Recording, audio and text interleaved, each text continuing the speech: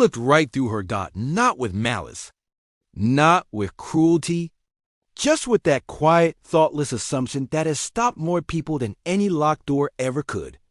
A young Navy recruit, chest puffed with fresh confidence, glanced at the woman standing near the base gate and decided, without a single word exchange, that she didn't belong there.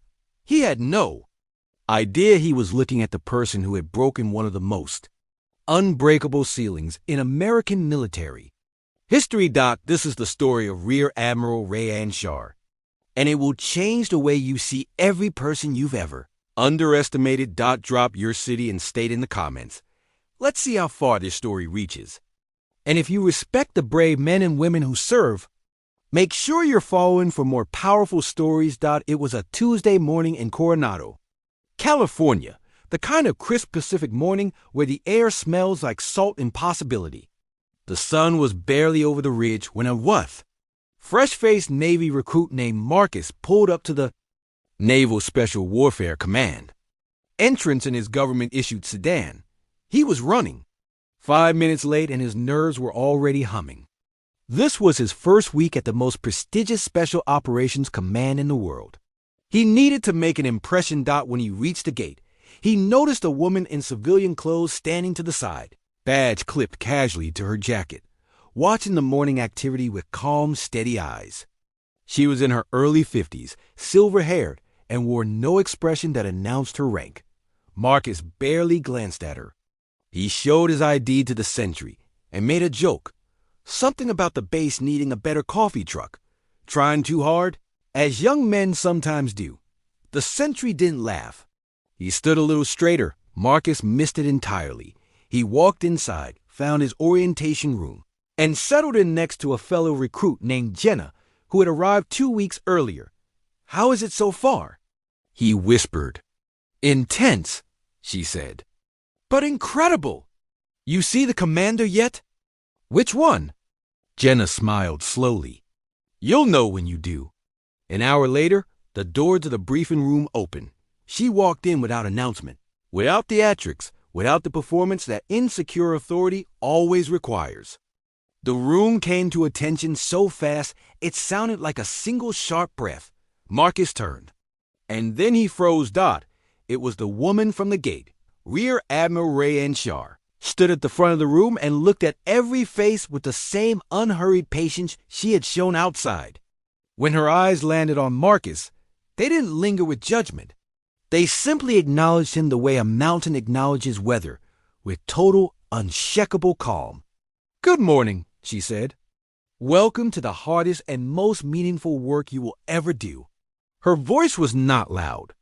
It never needed to be. What Marcus did not know, what he could not have read on her face at the gate, was what it had taken to stand in that room. Rayanne had grown up in a small town in Ohio, the daughter of a mechanic and a school teacher.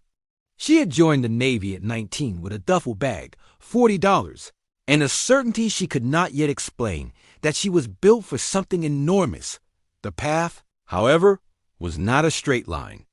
It was a maze built by decades of institutional resistance.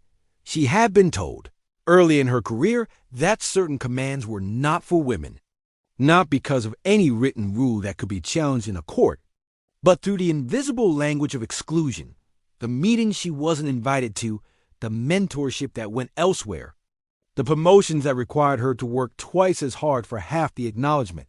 But here's what Rayanne understood that her doubters did not. Resilience is not the absence of exhaustion. It is the decision you make when you are completely exhausted. She made that decision repeatedly, in tiny moments that no one saw and in enormous battles that her superiors watched with uncomfortable fascination. She earned her qualifications. She led missions. She earned the trust of operators who had initially questioned her presence, not because she demanded their respect, but because she showed up completely, honestly, and without apology every single day. And then one morning, after decades of that quiet, relentless showing up, she was given command of Naval Special Warfare Command, the first woman in American history to lead the unit that trains and oversees the Navy Seals Dot not because the world finally became fair, because she refused to wait for it to be. 3 weeks into his assignment, Marcus was struggling.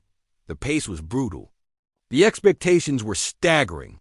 And a decision he had made during a training simulation had gone badly, costing his team precious minutes and earning him a pointed correction in front of his peers. He sat alone in a corridor that evening, staring at the floor, wrestling with the specific kind of shame that only comes when you know you can do better but aren't yet sure how. Door opened down the hall, footsteps, unhurried, rear. Admiral Schaar sat down on the bench beside him. She didn't ask what was wrong. She already knew. "You look right past me at the gate," she said quietly. There was no anger in it, just truth. Marcus felt his face go hot. "Admiral, I am so sorry. I didn't realize." "I know you didn't," she said. "That's the lesson." She paused, letting the silence do what words sometimes cannot. Every person you overlook is carrying something you cannot see. A history, a capability, a strength that has nothing to do with how they appear in any given moment. The best operators I have ever known learn to see people before they learn to judge them. She stood, straightened her jacket. "Get some rest. Tomorrow you start again. And this time you look." Marcus did look. Every day, more carefully than the day before. He looked at the logistics officer who had deployed 6 times and never once complained. He looked at the communications specialist who had grown up in poverty and taught herself 3 languages by the time she was 20. He looked at the quiet people in every room and started asking himself what he didn't yet know about them. He became, over time, a different kind of leader. The kind who understands that strength doesn't announce itself, that excellence is often quiet, that the most important things about a person are almost always the things you cannot see from a gate. Here is what Rear Admiral Schaar's story leaves us with. We are all standing at a gate, every single day. And every day, we make choices, split-second, unconscious, powerful choices about who we decide is worth our attention. Those choices shape everything. The people we lift up, the people we overlook, the kind of leader, parent, colleague, and human being we become. Greatness does not always wear its credentials on the outside. Sometimes it is standing quietly near a gate, watching the world go by, waiting to be seen. Make sure you are the kind of person who looks.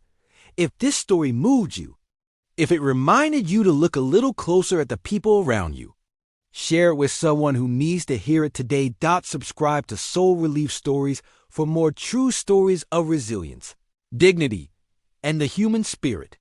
Drop a comment below. Who in your life has surprised you with hidden strength? We'll see you in the next story.